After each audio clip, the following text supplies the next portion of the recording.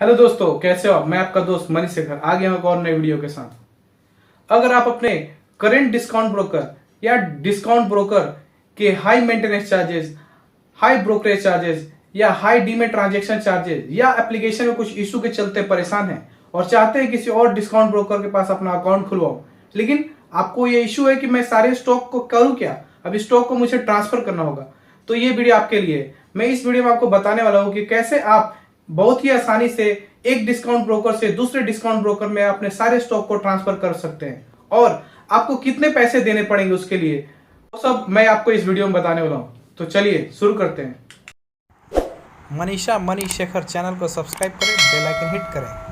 पड़ेगा CDSL के website पे और उसके लिए आपको टाइप करना पड़ेगा CDSL EG, फिर सर्च करना होगा गूगल में सर्च करने के बाद आपको पहला जो ऑप्शन मिलेगा CDSL EG का, उस पर ही आकर क्लिक करना है और उसके बाद आप CDSL के वेबसाइट में एंटर हो जाओगे। इसमें साइन इन EG और EGS करके दो ऑप्शन दिख रहे हैं, तो या तो आप EG या EGS दोनों में से किसी तरीके से रजिस्टर कर सकते हो।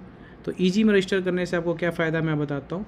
EG में रजिस्ट्रेशन करने के बाद आप देख पाओगे कि आपके डीमेट अकाउंट में कितने स्टॉक्स हैं, लेकिन अगर आपको एक अकाउंट से दूसरे अकाउंट में ट्रांसफ़र करना है तो फिर आपको EGS में रजिस्टर करना जरूरी है, तो फिर से आपको EGS में रजिस्ट्रेशन करना पड़ेगा। अभी आते हैं इसमें क्या क्या डिटेल्स आपको भरने पड़ेंगे। पहला है BOID। BOID is nothing but आपके डीमेट अकाउंट नंबर। जिस डिस्काउंट ब्रोकर या जिस ब्रोकर के पास आपने अपना डीमेट अकाउंट खुलवाया है उसका 16 डिजिट का डीमेट अकाउंट नंबर आपको यहाँ पे डालना है। पासवर्ड जो इसके अंदर लिख के आ रहा है कि आपको पैन नंबर प्लस DDMM के तौर में आपका डेट ऑफ बर्थ एंटर करना है, तो वही आपका पासवर्ड होगा। फिर आपके मोबाइल पे OTP आएगा। मोबाइल जो आपने डीमेट अकाउंट बनाते समय डिस्काउंट ब्रोकर के पास जो अपना मोबाइल नंबर दिया होगा उस मोबाइल पे आपको OTP आएगा। फिर बाद में आपको अकाउंट डिटेल्स के रूप में आपका यूज़र ID, फिर सिक्योरिटी क्वेश्चंस वो सब डालने होंगे। ग्रुपिंग आई थिंक अभी इसका कोई यूज़ नहीं है, फिर बाद में आपको कंप्लीट हो जाएगा। अब आते हैं दूसरे ऑप्शन पे, EGS पे। तो अगर आप EGS में रजिस्टर करते हो तो इसके लिए आपको 2 बार रजिस्ट्रेशन करने की जरूरत नहीं पड़ेगी, मतलब एक बार EG फिर EGS में रजिस्ट्रेशन करने की जरूरत नहीं। आप EGS में करो, एक बार में आपका सब कुछ हो जाएगा, लेकिन आपको 1 या 2 दिन वेट करना पड़ेगा रजिस्ट्रेशन के बाद, जब तक कि उसका पिन नहीं आ जाता। वो देखते हैं कैसे होता है। तो इसके अंदर आपको एंटर करना पड़ेगा DPID, जो 16 डिजिट का आपका मतलब डीमेट अकाउंट नंबर होता है, उसका पहला 8 डिजिट होता है डिपोजिटरी पार्टिसिपेंट आइडेंटिफिकेशन नंबर। मतलब डिपोजिटरी आपका CDSL या NSDL हो गया, उसमें पार्टिसिपेंट जो आपका जीरोधा हो गया, धन हो गया, अपस्टॉक्स हो गया, ग्रो हो गया, वो सारे डिपोजिटरी पार्टिसिपेंट है। क्लाइंट ID नेक्स्ट 8 डिजिट का जो होता है, पहला 8 डिजिट होता है DPID और नेक्स्ट 8 डिजिट होता है क्लाइंट ID, मतलब टोटल 16 डिजिट। फिर उसके बाद OTP आएगा, फिर अकाउंट डिटेल्स, वही यूज़र नेम और आपको सिक्योरिटी क्वेश्चन डालने होंगे।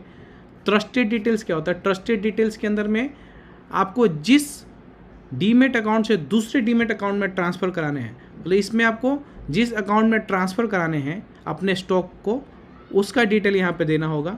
ग्रुपिंग इंपॉर्टेंट नहीं है, फिनिश फिर हो जाएगा, ठीक है। तो एक काम करते हैं, तो एक एक करके हम लोग क्या करते हैं, सबसे पहले EGS के अंदर रजिस्ट्रेशन कर लेते हैं, क्योंकि एक्चुअली मेरा काम ही है एक डीमेट अकाउंट से दूसरे डीमेट अकाउंट में अपने स्टॉक को ट्रांसफ़र करने का। तो मैं दो बार करने की जगह पे एक बार में ही वो कंप्लीट कर लेता हूँ।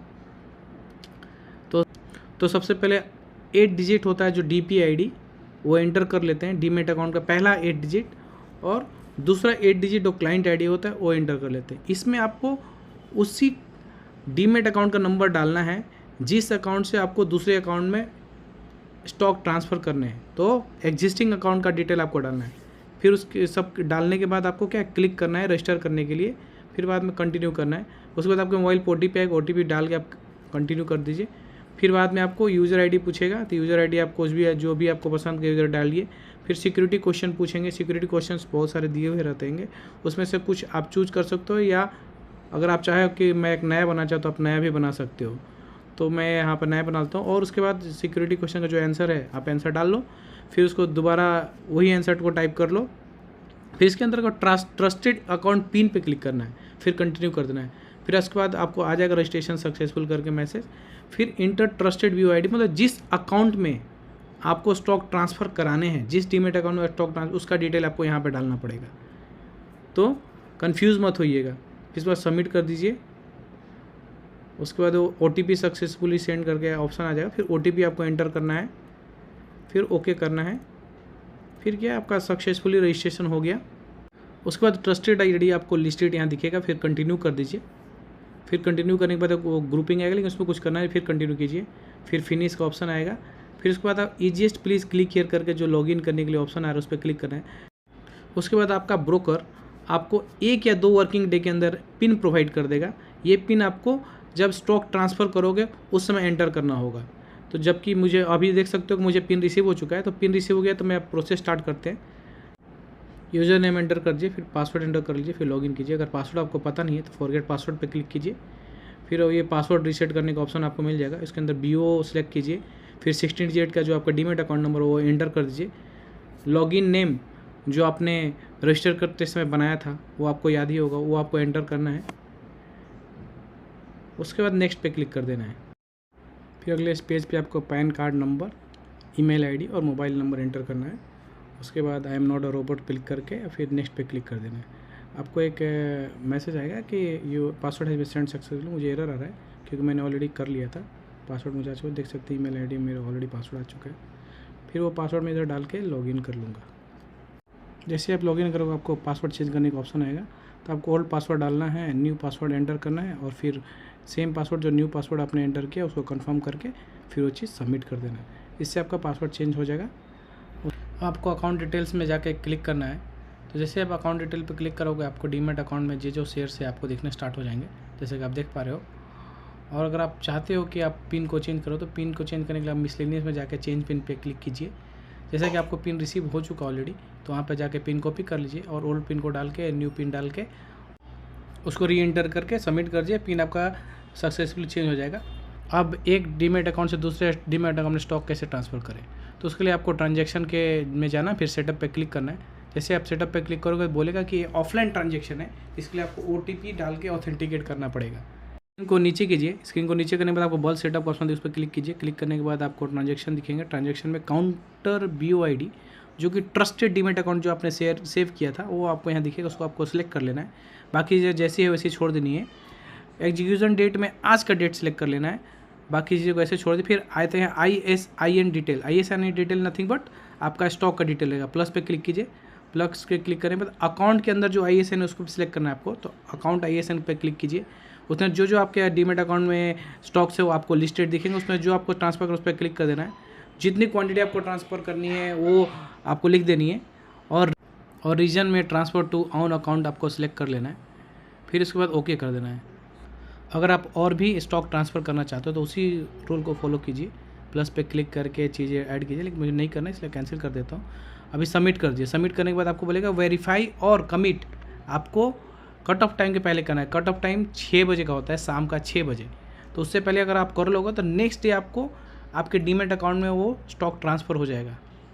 फिर वेरीफाई पे आपको क्लिक कर देना है। वेरीफाई पे क्लिक करने के बाद आपको फिर वही मैसेज दिखेगा जो बताएगा कि आपको OTP कैसे ऑथेंटिकेट करना पड़ेगा। अभी नेक्स्ट इन पे आपको सारे स्टॉक्स दिख जाएंगे जो आपने ट्रांसफ़र करने के लिए ISIN में सिलेक्ट किए थे।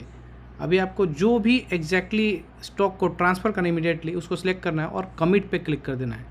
तो जैसे आप कमिट पे क्लिक करोगे तो OTP आपको पूछेगा। OTP आपको मोबाइल पे आएगा, उस पर डाल के एंटर कर दीजिए।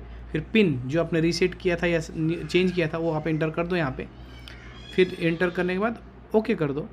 ओके करने के बाद क्या होगा कि आपका सक्सेसफुली ऑथेंटिकेट भी हो गया और वो ट्रांजैक्शन भी सक्सेसफुल हो गया आपका। अगले दिन जिस डीमेट अकाउंट में आपने स्टॉक ट्रांसफ़र किए थे वहाँ पर आपको लिस्टेड दिख जाएंगे, लेकिन एवरेज प्राइस आपको ऐड करना होगा। और जिस अकाउंट से आपने ट्रांसफ़र किए थे वो पूरा खाली दिख जाएगा अगर सारे ट्रांसफ़र कर दिए हैं तो। अभी आते हैं स्टॉक ट्रांसफ़र चार्जेस क्या हैं। ये काफ़ी कम डिस्कस किया टॉपिक है, आप जीरोधा की वेबसाइट पर जाकर चेक कर सकते हो। 5th नंबर का पॉइंट में आप देख सकते हो 0.03% पर ISIN या 25 रुपये, इसमें से जो भी ज़्यादा हो प्लस 18% GST। मतलब कि अगर आपका एक स्टॉक का करंट वैल्यू 83,333 रुपये से ज़्यादा है तो आपको 25 रुपये से ज़्यादा पे करने पड़ेंगे, अदरवाइज आपको 25 रुपये पे करने पड़ेंगे। तो आप देख सकते हो मुझे टोटल 236 रुपये लगे क्योंकि मैंने 8 स्टॉक ट्रांसफ़र किए। तो 25 वाटे 200 प्लस 18% ऑन 200 मतलब 36 रुपये में 236 रुपये मुझे चार्जेस लगे हैं, आप देख सकते हो इसके अंदर। इस वीडियो में यहीं तक। Thanks for watching. अगर आपको ये वीडियो पसंद आया हो तो लाइक और कमेंट करना ना भूलें, और ऐसे ही जानकारी से भरे इंटरेस्टिंग वीडियोज़ के लिए चैनल को सब्सक्राइब करें। Bye bye, take care.